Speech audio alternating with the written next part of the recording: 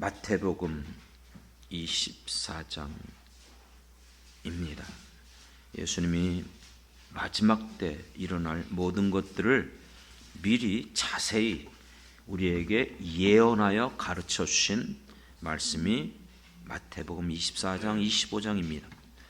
24장 다 읽고 싶은데 시간상 제가 14절만 택했어요. 그러나 13절부터 읽겠습니다. 13절 같이 읽겠습니다. 그러나 끝까지 견디는 자는 구원을 얻으리라. 이 천국 복음이 모든 민족에게 증언되기 위하여 온 세상에 전파되리니 그제야 끝이 오리라. 아멘, 아멘. 할렐루야. 오늘도 하나님 앞에 찾아 나온 우리 사랑하는 모든 성도들에게 하나님께서 오늘 크신 은혜를 성령을 통해서 충만케 허락해 주시길 먼저 주님의 이름으로 축원합니다. 예전에 제가 들었던 말씀이 있어요. 잘 나가던 중소기업을 운영하던 사장님이 계셨는데 이분이 너무 열심히 하다 보니까 아마 그렇게 된 것 같아요. 갑자기 질병으로 인해서 정상적으로 회사를 돌아볼 수 없는 상황이 됐어요.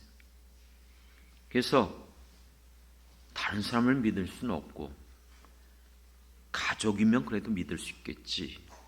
그래서 가족들에게 회사를 잘 돌볼 수 있도록 맡겼어요. 그런데 그 딸은 회계를 보면서 딴 주머니를 차는 거예요. 뭐 흔한 일들 있죠. 아들은 회사를 관리하면서 그 제품 관리하는데 이런 것들을 정상적으로 처리하자는 거예요. 그것을 알죠? 부품값을 올리고 들어오고 이런 것들을 조작해서 그 비용을 횡령하고, 사위는 협력업체와 짜고 그 영업을 맡은 것 같아요. 납품하는 걸 조작해서 빼돌리니 그 잘 나가던 중소기업도 결국은 부도나서 망했다고 합니다. 왜 예수님이 이 땅에 오셨습니까? 영원히 죽을 수밖에 없었던 우리들을 구원하기 위하여 이 땅에 오셔서 십자가에 죽기까지 우리를 그처럼 사랑하여 주신 줄 믿습니다. 우리를 구원하시기 위하여 예수님은 모든 것들을 우리에게 쏟아 부어주셨어요. 자격 없는 우리를 불쌍히 여기시고 아무 대가 없이 생명까지 내어주시면서 우리가 구원받을 수 있는 길을 열어주신 줄 믿습니다. 그렇다면 생각해 보십시오. 왜 우리 예수님은 값없이 이 은혜로 이 모든 것을 주셨습니까? 이제 우리가 알잖아요. 그것은 하나님의 위대한 프로젝트. 이 온 세상을 만물을 창조하시고 만드신 목적은 이 땅에 하나님의 나라가 세워지기를 그처럼 소망하신 줄 믿습니다. 그렇습니다.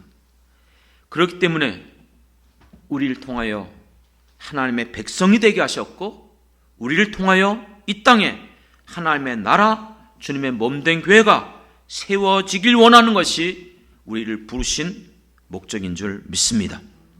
그렇다면 이렇게 모든 것을 쏟아붓고 이 일을 위하여 우리를 불러주셨는데 우리는 과연 하나님의 나라를 세우는 일에 어떻게 지금 쓰임받고 있습니까? 교회도 마찬가지예요. 이미 전에도 간증했던 얘기지만 일본에 있는 어느 선교사님이 그 일본이 선교하기가 쉽지 않거든요. 그렇게 정말 평생 하면서 선교를 읽고 갔어요. 한국인 대상한 것이 아니고 100% 일본인들 대상으로 선교를 해봤어요.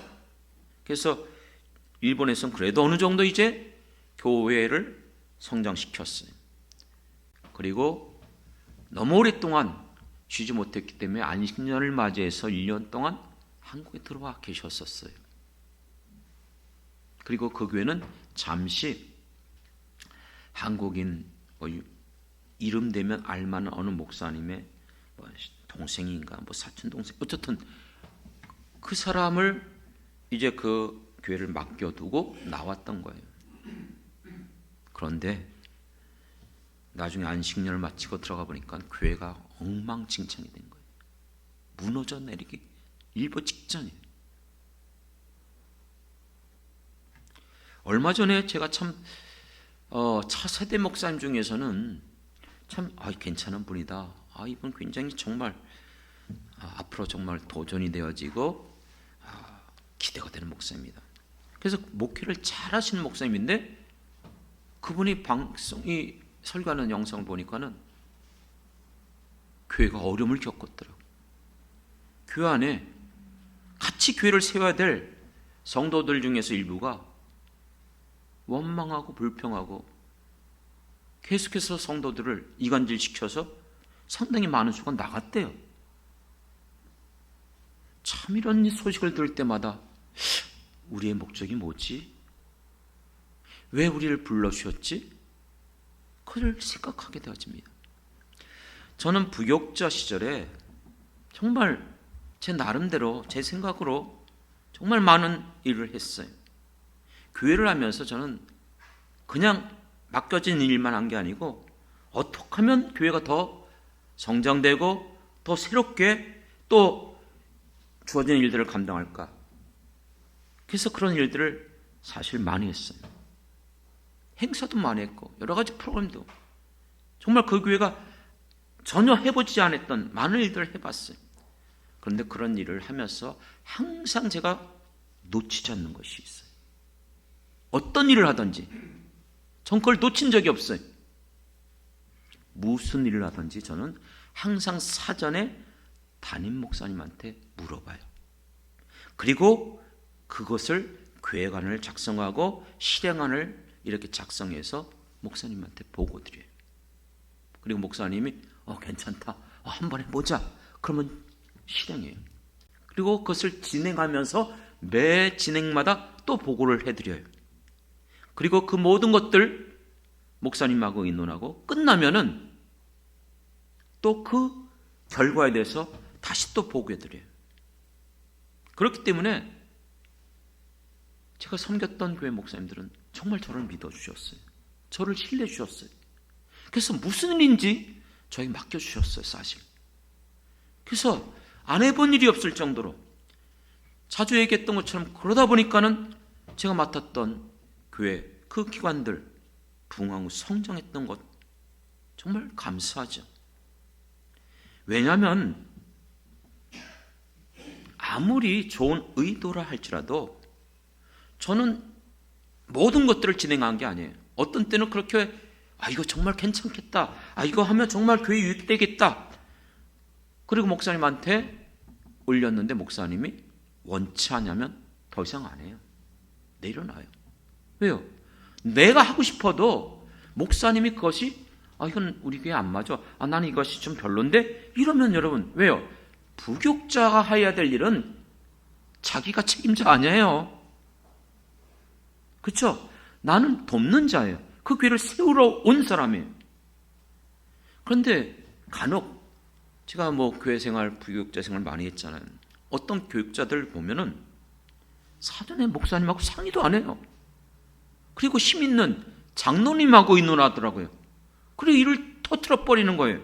그리고 진행시키는 거예요. 그러니까 이게 목사님이 난처한 거예요. 장로님 거기 껴있고 이미 이것은 이렇게 됐으니까 오히려 목사님이 근심하더라고요. 그리고 그런 일들이 결과가 좋지 않았어요. 교회가 혼란스럽게 만드는 경우도 있었어요.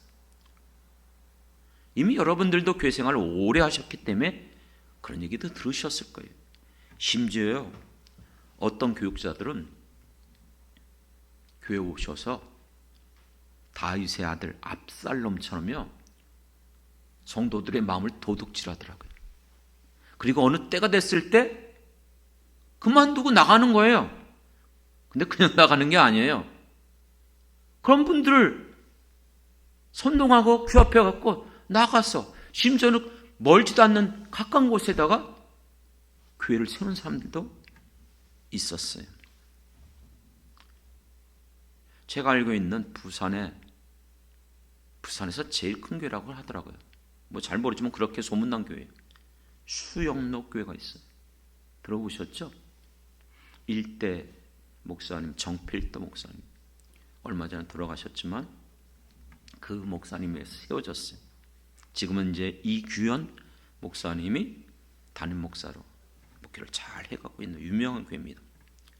대형 교회이기 때문에 유명한 것이 아니고 이 교회가 한국교회 선한 영향력을 많이 끼쳤어요. 그런데 이런 교회가 될 수 있었던 그 이유 중에 하나를 이렇게 얘기하더라고요. 일대 목사님이 항상 교회를 이제 목회해 오면서 이 교회를 이끌어가는 원리가 있었대요. 교회가 진행해 오면서 어느 교회든 문제가 있거든요. 생겨요. 그럴 때에 목소리를 높이지 말라는 거예요. 그 목사님의 이야기가 그예요.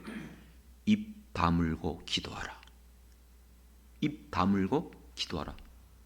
그것이 수영로교회 모든 성도들이 그러면서 이런 말을 하더라고요. 이 교회 목사님이 아무리 다른 사람보다 헌금을 많이 한다 할지라도, 기도를 많이 한다 할지라도, 봉사를 많이 한다 할지라도 이런 분들 조심하시기 바랍니다. 이런 분들 입을 다무세요. 그리고 기도하라는 것입니다.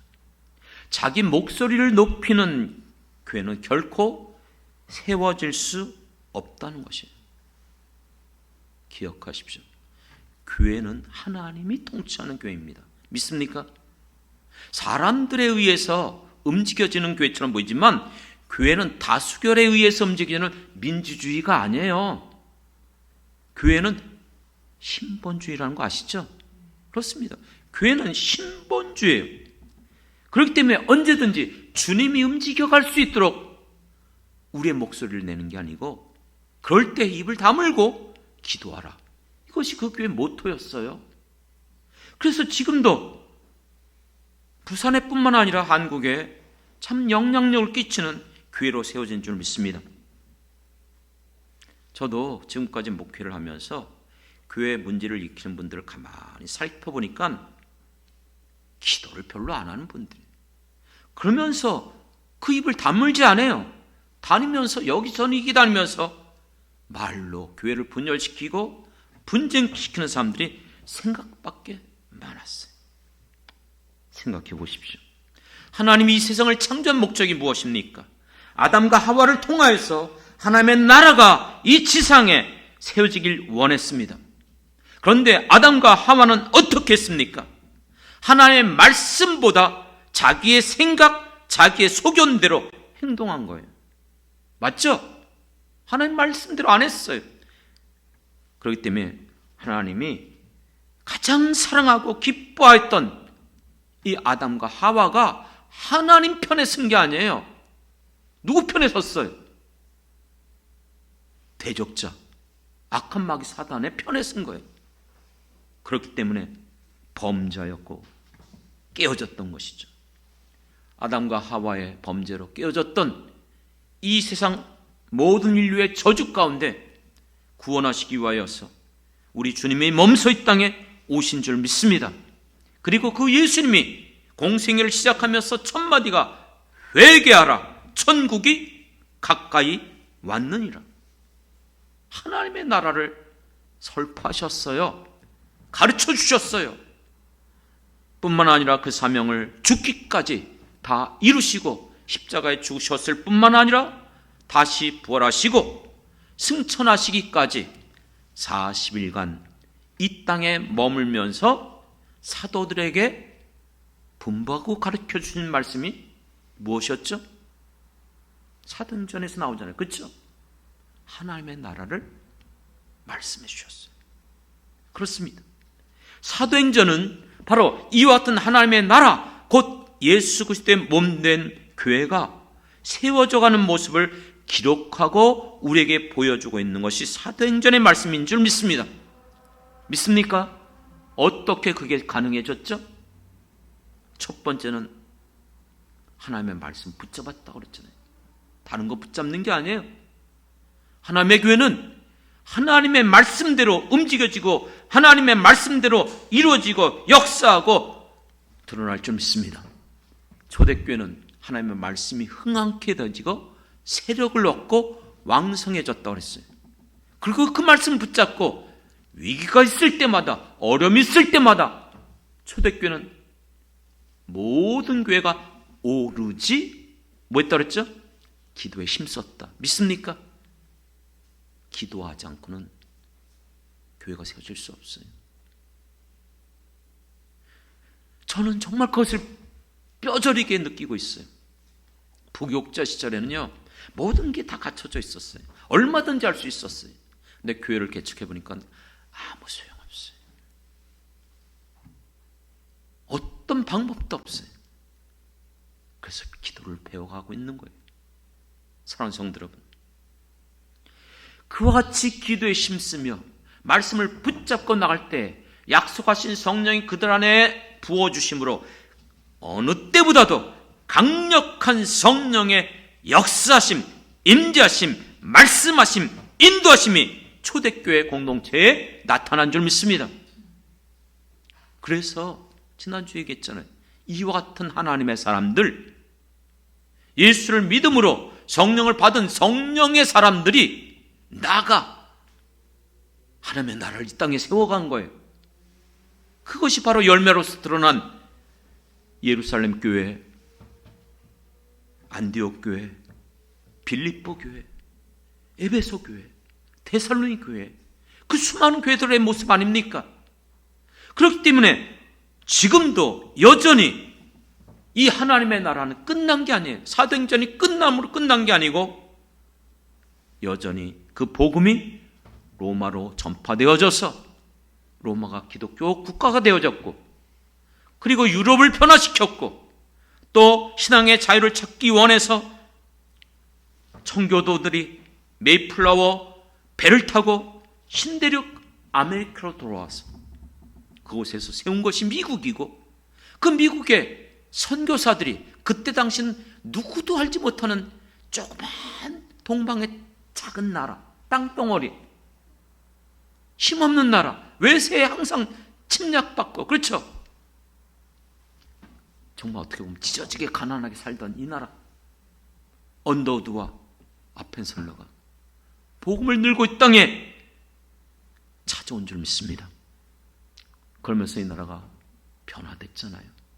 지금 이 나라가 이렇게 선진국의 대열에 들어설 수 있는 것이 우리의 힘입니까? 착각하면 안 돼요. 우리가 무슨 자원이 있어요? 우리가 무슨 힘이 있어요? 이것은 전적인 하나님의 은혜여 역사이며 우리 선조들의 신앙인 줄 믿습니다. 그렇기 때문에 이 사명은 끝나지 않았어요. 하나님의 나라는 지금도 여전히 계속되고 있는 거예요. 그것이 오늘 말씀이잖아요. 마지막 때 일어날 일들을 낱낱이 말씀해 주시면서 마지막 결론, 오늘 그 말씀이 무엇이었어요? 언제 끝이 난다고요? 이 천국 복음이 모든 민족에게 증언될 때에, 이 복음이 온 세상에, 이것은 예루살렘과 유다와 사마리아와 땅끝까지, 지금 우리도 복음화 다 되지 않았어요. 그렇죠? 여전히 예수 안 믿는 사람들이 많아요. 그렇기 때문에 우리나라뿐만 아니라 동시에 동남아, 아프리카 어느 나라든 이 복음을 듣지 못하는 그곳에 선교사들이 나가 복음을 전하고, 이곳에 있는 우리는 멀리 나가지 못하지만 가까운 이웃에, 내 이웃, 내가 만나는 사람들에게 복음을 전함으로 여전히 지금도 하나님의 나라, 주님의 몸된 교회가 세워져야 될 줄 믿습니다. 이것이 우리에게 맡겨주신, 남겨준 과업이에요. 믿습니까? 이 과업을 지금 우리는 받았어요. 이것이 예수님의 마지막 유언이며 명령이었잖아요. 마태복음 마지막 장, 마지막 부분 어떻게 종결되었습니까? 19절 20절에 그러므로 너희는 가서 모든 족속으로 제사를 삼아 아버지와 아들과 성령의 이름으로 세례를 베풀고 내가 너희에게 분부한 모든 것을 가르쳐 지키게 하라. 할렐루야. 이게 우리에게 주신 마지막 유언이며 명령이었어요. 사랑하는 성도 여러분, 하나님은 각 시대마다 하나님의 사람을 부르시고 이 사명을 맡겨주신 거예요. 초대교회는 초대교회 성도들에게, 미국은 청교도들에게, 한국은 우리의 선조들에게. 지금 이 시대는요, 이 사명을 누구에게 맡겨주셨습니까? 우리잖아요. 다른 사람 아니에요. 우리잖아요. 그렇기 때문에 이 부르심 앞에 우리가 반응하고 순종해야 될 줄 믿습니다. 죄송합니다. 또 제 얘기를 하게 돼서. 왜냐하면 저는 제 인생을 제가 아니까. 원래 제가 공대 가려고 했고 정말 나는 내가 정말 펼치고 싶었던 저의 인생이 있었어요. 하지만 예수를 만났어요. 중생을 체험했어요. 그리고 그 모든 것들을 포기했어요. 내려놓고 신학을 공부했고 이 길을 들어서게 됐어요. 정말 부족하지만 뭐 특별히 가진 것도 없는 사람이지만 그럼에도 하나님은 저 같은 사람도 부르셨고 저를 통해서 하나님의 나라를 세우는 일에 사용해 주셨어요. 시작하면서도 얘기했지만 부교육자로 거의 20년 가깝게 지내면서 수많은 교회들을 섬기며 교회를 세우는 일에 힘썼어요. 여러분들은 지금 일반적인 교회들이 다 그런 모습을 갖고 있어서 당연한 것처럼 보이지만 제가 처음 사역할 때는요, 주일학교, 그냥 주일학교면 끝이에요. 거기에 유치부도 있고 초등부도 있고 소년부도 있고 다 있어요. 학생회, 청년부. 근데 저는 가면서 교회가 붕이 되고 성도들이 늘어나는 뿐만 아니라 제가 맡았던 주일학교가 늘어나니까 다 세분화시켰어요. 유치부도 그때 만들었어요. 제가 있었던 교회가 작은 교회가 아니었기 때문에 그러니까 다른 교회들도 다 본받아서 유치부도 따로 만들더라고요. 또 주일학교도 커지니까 구분시켰어요. 어떻게 해요? 초등부, 소년부. 학생회도 당연한 것처럼 보이지만 중등부, 학생회 다 분리시켰어요. 나중에 청년부도 제1청년회, 제2청년회. 그렇게 교회를 어떻게든지 그 모든 것들이 잘 움직여갈 수 있도록. 그리고 구역도 제가 맡아서 관리하면서 흔히 말하는 교구, 그것도 제가 그때 만들었어요. 그리고 또 뿐만 아니라 성가대도 제1성가대, 2성가대, 남성교회, 여성교회, 학생회, 주일학교 성가대, 하여간 모든 기관마다 성가대 다 만들어냈어요. 그래서 매 예배 시간마다 주일학교는 주일학교대로, 학생회는 학생회대로 하나님 앞에 찬양으로 영광 돌리게 했어요. 그리고 내버려 두지 않았어요. 제가 맡은 것이, 제가 가지고 있었던 것들이, 제가 교육을 전공했고 아시는 것처럼 제가 음악 사역을 했기 때문에 매년마다 분기별로 교육, 교사 세미나, 성가대 세미나. 그래서 그들에게 기술적인 그런 거 가는 게 목적이 아니에요. 우리가 진정 기독교 교육이 뭔가, 우리가 성가대가 해야 될 일이 무엇인가. 우린 예배위원이다. 예배위원이 예배 빠지면 안 된다. 기도하지 않으면 안 된다. 세상 사람들, 가수들도 자기 곡, 사람을 즐겁게 하기 위해서 그렇게 연습하고 연습해서 부르는데 하나님을 높이고 찬양하는데 한 번, 두 번, 그것도 주일날 성가대 딱 그때 나와서 연습하고 쓴다? 부끄럽지 않느냐? 그렇게 했고 여러분 어떻게든지 우리가 어떻게든지 힘써서 주님을 위하여 주님의 교회가 든든히 있을 수 있도록 그렇게 저는 교회를 그렇게 섬겨왔었어요.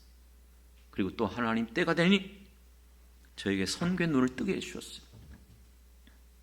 제 때는 선교라는 과목도 없었고 아무것도 없었어요. 선교사도 안 나갔어요. 그런 시대였어요. 근데 그것이 눈에 뜨여지더라고요. 그래서 한동안 선교에 관심을 가지면서 아시는 것처럼 선교단체들과 조인하고 선교 훈련도 받고 협력 선교를 만들어내고 선교 현장에 저도 나가보고 그리고 어느인가 이 교회가 갖고 있는 이 찬양으로만은 정가대로는 세상 사람들에게 이게 연결이 잘 안 된다. 그래서 제가 생각해낸 것이 흔히 말하는 보컬팀 있잖아요. 드럼, 기타. 근데 그때는요, 교회에서 기타 치면 야단 맞는 시대였어요. 박수도 못 쳤어요. 그런데 그게 있으면 좋겠다. 그런데 장로님들이 그걸 결코 받아들이지 않아요. 그리고 비용이 많이 들어요. 그러니까 이걸 하고 싶은 마음이 있었는데 못하고 있었어요. 그런데 서울에서부터 신천 성결교회인가? 거기에 떡 터지고 두란노가 막 나오고 마음이 좀 안타까운 거예요. 나도 이걸 하겠어 정말. 그런데 기회가 왔어요. 서울에 있는 이천성 목사님 세웠던 교회, 그곳에 불꽃 청량단이라 거기를 제가 맡게 됐어요. 그래서 그들과 같이 도서지역, 개척교회, 군부대 다니면서 정말 몇 년 동안 새벽 1시, 2시에 돌아올 줄. 정말 그렇게 찬양을 통해서 많은 믿지 않는 사람들에게 또 이렇게 복음을 전하고, 하나님께서 또 때가 되니까 이 프리세트를 하나님께서 시키게 하더라고요. 물론 그거는 아내가 먼저 했기 때문에, 아내가 먼저 서울로 다녔거든요. 근데 혼자 서울 보내기가 내 마음이 불안한 거예요. 그래서 어쩔 수 없이 같이 가야겠다. 보호자로, 내가 그래도 남편인데. 그래서 가다 보니까인지 제가 거기에 알려졌고 또 연결되어져서 지금까지 이렇게 많은 목회자들을 말씀으로 세운 일에 하나님께서 쓰여주셨어요. 지금은요, 지금 나에게 있어서 남겨진 과업이 뭘까? 내가 해야 될 일이 뭘까? 무엇보다도 주님께서 맡겨주신 주님의 몸된 교회, 영창교회를 통해서 이 지상에서 정말 주님이 원하는 하나님의 나라, 주님이 기뻐하는 주님의 몸된 교회가 세워져 가는 일에 전 남은 생애를 다 바치고 싶어요. 정말 이것을 끝까지 저는 감당하고 싶어요. 물론 어느 시대보다 지금 쉽지 않아요. 어려운 시대예요. 정말 어려운 시대를 맞이하고 있어요. 교회가 세워지는 것이 예전 같지 않아요. 흔히 하는 말로 말 그대로 10개 중에서 9개, 뭐 어떤 분은 아예 10개 닫는다, 이런 얘기할 정도로 어려운 시대를 맞이하고 있어요. 최근에 영종도에서 합을 한 장소가 있어요. 이미 알고 있을 거예요. 영종도에 가보면 좋은 카페들이 많아요, 사실. 근데 요즘 굉장히 많은 사람들의 이슈가 되고 있는 카페가 어떤 카페인지 아십니까? 교회. 큰 교회가 문을 닫아버린 거예요. 그 교회를 카페로 팔아버린 거예요. 그래서 교회 그대로 카페로 사용해요. 소문이 나갖고 엄청난 많은 사람들이 거기 몰려들어요. 몇 시간 기다리면서 거길 들어가려고 그래요. 카페. 교회인데. 마을 사람들이 항의를 해요. 왜요? 차댈 곳도 없고 복잡하고 위험하니까. 유럽에 가보면 예전에 그런 얘기를 자주 들었어요. 유명한 크고 오래된 교회들이 교회가 아니래요. 바뀌었대요. 뭘로요? 카페, 술집으로. 그런 얘기를 들었던 것이 엊그제 같은데 지금 우리나라에서도 이런 일이 일어나고 있어요. 저쪽 신흥동 쪽, 수인역 쪽으로 이렇게 가다 보면 대로변에 아주 큰 교회가 잘 지어져 있었어요. 다 알 거예요. 율목 감리교회라고. 감리교회에서는 내리교회 다음으로, 그렇죠? 꽤 큰 교회였어요. 근데 그 교회가 어떻게 됐죠? 하나님의 교회. 이단에게 팔아쳐죠. 그게 지금 거기가 하나님의 교회가요. 이단이 세워졌어요. 최근은 이런 얘기도 가끔 들었습니다. 삼각교회들이 어렵다 보니까 문을 닫아요. 근데 그 자리를 그대로 들어와요. 다만 종탑에 십자가만 바꿔요. 무엇으로요?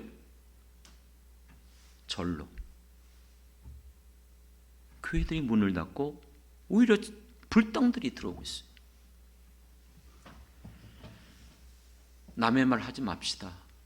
전 그런 생각을 해봤어요. 만일 내가 지금 맡은 교회가 그런 일이 일어난다면 이거는 나뿐만 아니라 우리 모든 우리가 하나님 앞에 이건 결코 칭찬받을 일이 아니에요. 안 그렇습니까? 내가 너를 충성되게 여겨서 일을 맡겼는데 교회가 그렇게 내버렸다? 분명히 하나님은 우리를 이곳으로 보내주신 것이, 그리고 우리에게 이 일을 맡겨주신 것이 하나님의 나라인 주님의 몸된 교회가 세워지기를 원하시는 것이 하나님의 뜻인 줄 믿습니다. 그거를 위해서 우리를 불러주신 것이잖아요. 지금 정말 우리가 살아가는 시대, 어려운 시대는 사실이에요. 최근에 이슈가 되는 또 넷플릭스에서 나오는 그 나는 신이다 8부작인가 뭐 거기 상영되고 있어요. 이미 하나가 나왔어요. JMS 정명석 아시죠? 지금 이와 같은 것들이 MBC 뭐 저기 다큐멘터리 형식으로 계속해서 아가동산, 그 다음에 이재록 뭐 계속 방영해 나갈 거예요. 물론 그건 기독교 아니죠. 이단이죠. 하지만 세상 사람들의 눈에는 무엇으로 보이죠? 교회예요. 기독교로 여기고 있어요. 그렇기 때문에 여러분, 어느 시대보다도 정말 교회가 세상에서 너무나 힘든 상황 속에 있어요. 그리고 실질적으로 코로나 이후로 얼마나 많은 교회들이 문을 닫고 많은 성도들이 교회를 떠나고 있지 않습니까?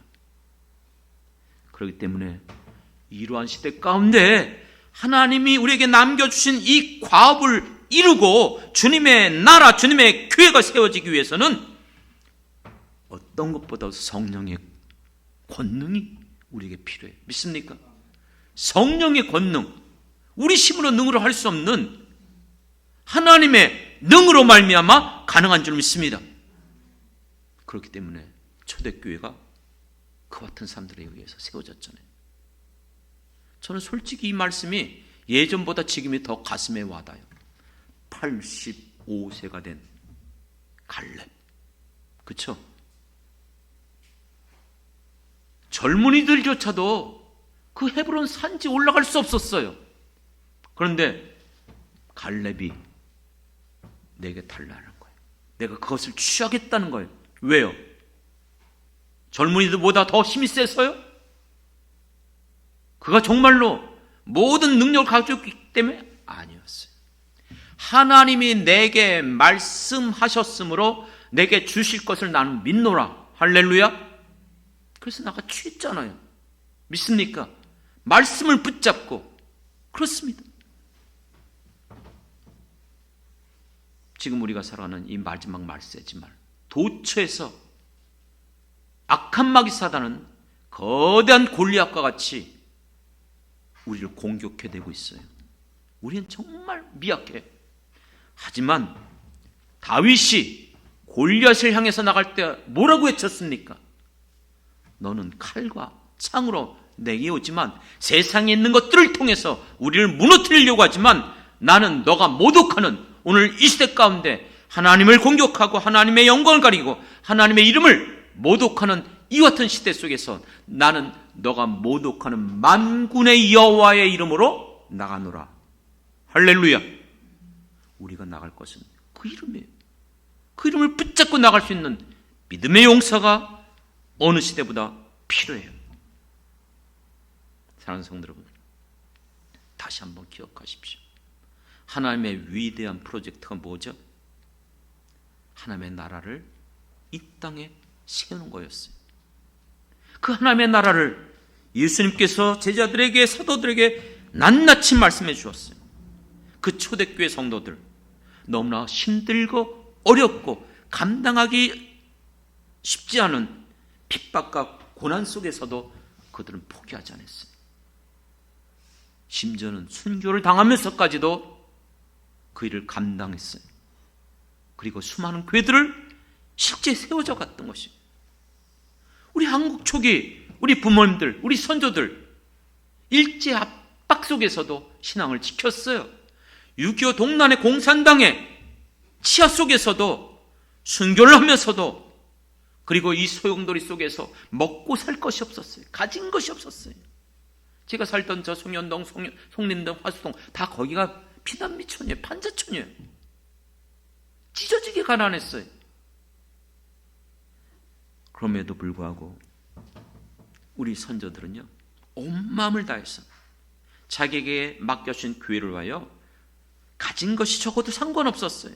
그 모든 것들을 드리면서 충성하고 교회를 세우는 일에 얼마나 힘썼는지. 그것이 지금 우리 주변에 인천에 있는 그 많은 교회들의 모습이에요. 지금은 어떻습니까? 초대교회 성도들보다, 한국 초기 우리 성도들보다, 선조들보다 편안하잖아요. 어떻든 그때보다 풍성하잖아요. 그렇다면 더욱더 우리가 이 사명을 감당하고 있어야 되잖아요. 근데 지금 침체기를 그래요. 교회 수가 줄어들고 성도 수들이 줄어들고 전도하기가 너무나 어려운 시대예요.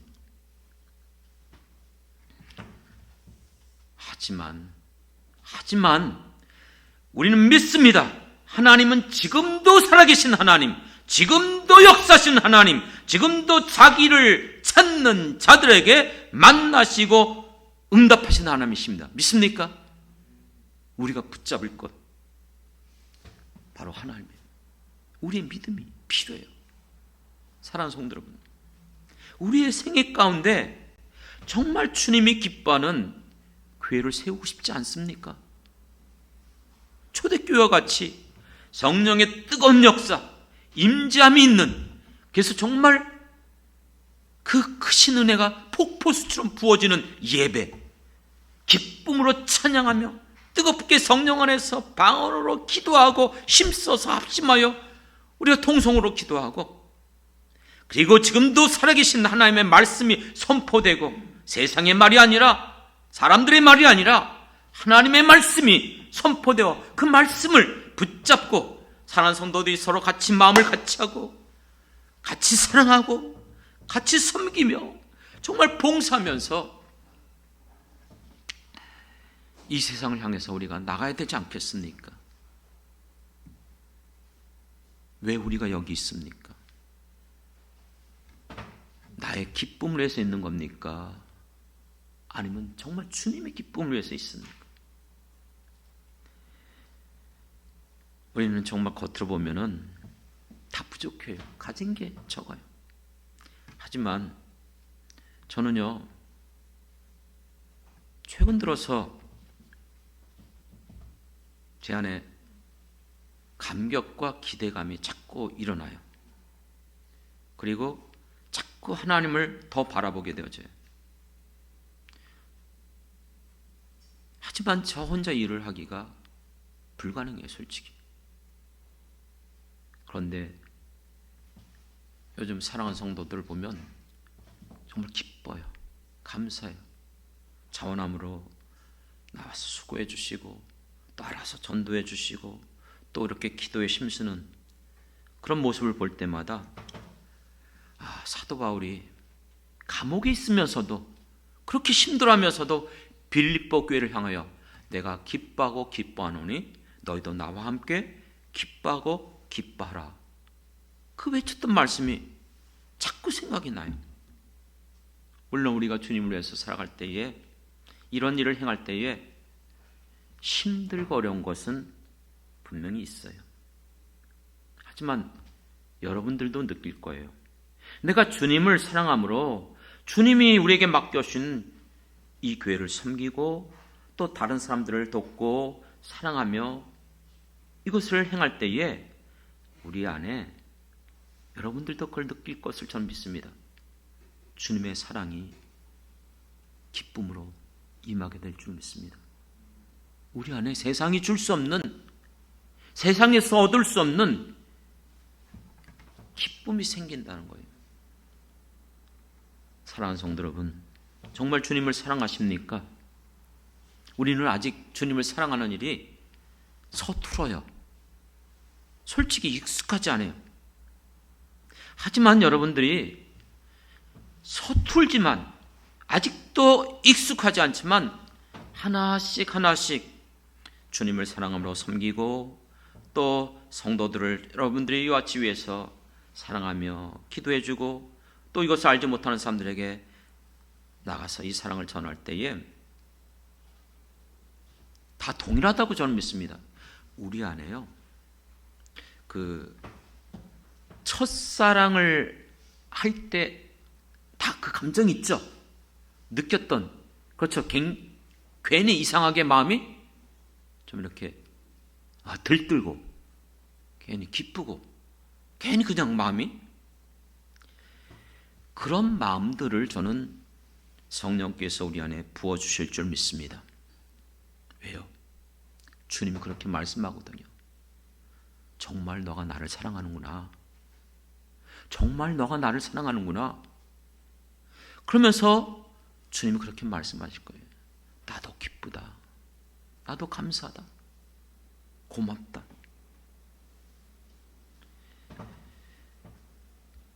구체적으로 말씀드리면 오해가 될까봐 염려돼서 말씀드리지는 않습니다.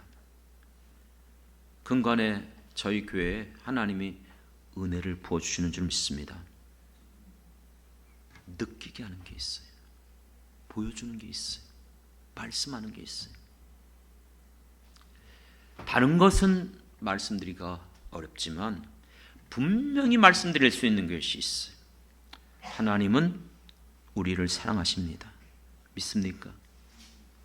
하나님은 우리 교회를 기뻐하십니다.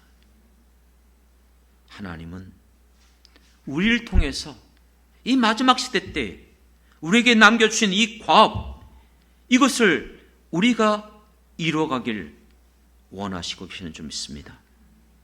사랑하는 성도 여러분, 나의 생애 가운데 저와 함께 우리에게 맡겨주신 이 남겨주신 과업을 이루어드리는데 함께 쓰임받는 우리 성도들이 되길 우선 저도 바라고 소망합니다. 정말 여러분들과 평생 그렇게 우리가 같이 이렇게 쓰임받았으면 좋겠어요.